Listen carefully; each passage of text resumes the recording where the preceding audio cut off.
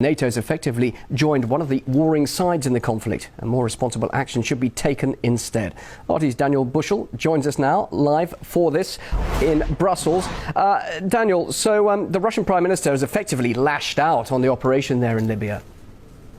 Yes, he's made the speech in Denmark and he was very angry. He says that Gaddafi is not the best person in the world. Sure, he's made many mistakes, done many bad things, but that does not give the coalition the right to bomb indiscriminately. His words were that they are bombing Gaddafi's palaces in Tripoli every night. Now, a coalition said that their plan was not to get rid of Gaddafi. So his question was, Mr. Putin's question was, why are the coalition forces obviously making this effort to go after Colonel Gaddafi himself? Now, we also heard that the experts here in Brussels have confirmed that there is bombing going on by the coalition forces, which is not being covered by the media here in the European Union. Mr. Putin added that oil was a key interest for the Western powers, for the European powers who have gone into Libya, that they want to get rid of Gaddafi and install people who are more favourable to the European Union so that European companies can control the oil reserves. Let's have a listen to exactly what Mr. Putin had to say.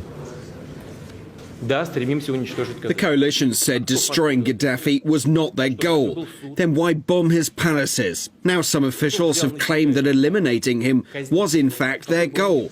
Who gave them that right? Did he have a fair trial? Returning to the no-fly zone, the bombings are destroying the country's entire infrastructure. When the so-called civilized world uses all its military power against a small country, destroying what's been created by generations, I don't know if that's good. Mr. Putin said that they have to give the Libyan people time to sort out their own problems, and there's really double standards here, he added. There are several other parts of the region in the Middle East and North Africa which is facing pretty much civil war situations, but which the West is either ignoring or not really paying the same amount of attention to.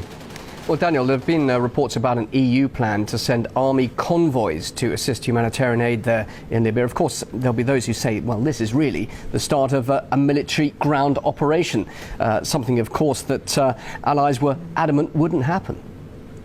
Yeah, absolutely. I heard these rumours for the first time a few weeks ago that the EU plans to send up to 1,000 troops under the guise of so-called humanitarian aid. Russia fears that this will be used to plan an invasion and to carry out an invasion of Libya on the pretext of supporting humanitarian aid to the Libyan people. The draft plan is called U4 Libya. It's supported by the 27 member states of the European Union, prepared by them, and it provides for ground troops, in fact, to be deployed by the Western coalition.